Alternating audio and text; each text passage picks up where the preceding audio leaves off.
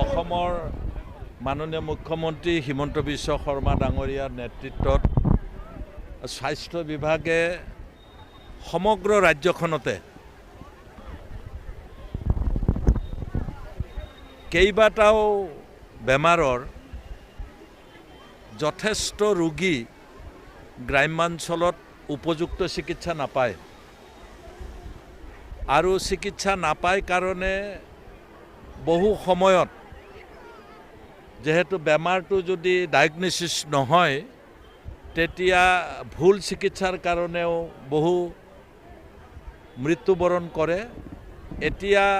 আমাৰ 18 বছৰৰ তলত বিশেষকৈ নহয় জানো 18 বছৰৰ তলত যিখিনি ব্যক্তি আছে শিশুৰ পৰা আৰম্ভ কৰি 0ৰ পৰা আৰম্ভ কৰি 18 ইয়াৰ্ছলৈকে সেই ব্যক্তিসকলৰ যিসকল ৰোগী আছে বিভিন্ন ৰোগ 10 বিধ ৰোগ নহয় জানো 50ৰো ওপৰ যি ৰোগ আছে এই ৰোগ আইডেণ্টিফাই হ'ব আৰু আইডেণ্টিফাই হোৱাৰ পিছত যিসকল লোকেলি চিকিৎসা নহয় সেইবিলাক গুৱাহাটীলৈ ৰেফাৰ কৰিব। আনকি গুৱাহাটীত যদি চিকিৎসা কৰিব নোৱাৰে ৰাজ্য চৰকাৰে নিজাববীয়াকৈ খৰচ বহন কৰি ভাৰতবৰ্ষৰ যিকোনো স্পেচিয়েল হস্পিটেললৈ লৈ গৈ তেওঁলোকক চিকিৎসা কৰিব। ইতিমধ্যে আমাৰ ওদালগুৰি জিলাতো কেইবাটাও সমষ্টিত আমি ৰোগী চিনাক্তকৰণ কৰিছোঁ, তেওঁলোকে ৰেফাৰ কৰিছে আৰু আজি আমাৰ টংলা সমষ্টিত যথেষ্ট সংখ্যক আটাইতকৈ বেছি টংলা সমষ্টিত আজি ৰোগী আমাৰ জিলা স্বাস্থ্য বিষয়াসকলৰ জৰিয়তে আমাৰ DC ডাঙৰীয়া আছে তেওঁ নিজেও ইনিচিয়েটিভ লৈছে আৰু জিলাৰ যিসকল বিষয়া আছে ইনিচিয়েটিভ লৈছে। এইটো মেগা স্বাস্থ্য পৰীক্ষা যিটো আজি টংলাত হ'ব ইয়াৰ পৰা যিখিনি ৰোগী বাছি উলিয়াব সেইখিনি তেখেতসকলে ৰেফাৰ কৰিব, স্থানীয়ভাৱে চিকিৎসা কৰিব পৰাবিলাকক ফ্ৰীকৈ কৰিব আৰু গুৱাহাটীলৈ পঠিয়াব লগাবিলাকো ফ্ৰী হ'ব।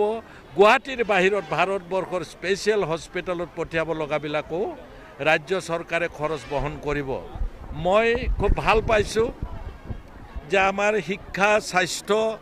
এইটো এটা মূল আমাৰ অধিকাৰ আমাৰ সকলো মানুহৰ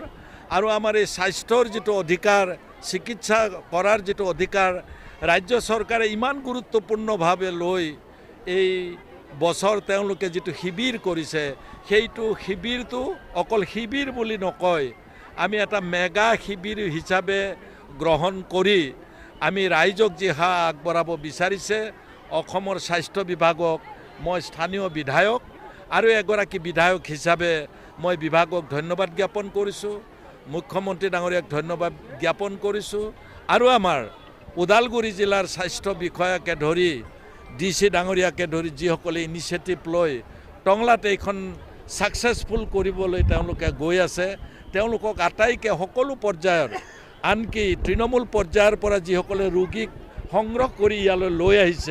লৈ আহিবলগীয়া হৈছে আমি কাৰণ নিজাকে সকলোৱে আহিব নোৱাৰে তেওঁলোকক সেই কৰ্মীখিনিকো মই এগৰাকী বিধায়ক হিচাপে সকলোকে মই ধন্যবাদ জ্ঞাপন কৰিছোঁ আৰু এই শিবিৰটো ছাকচেছ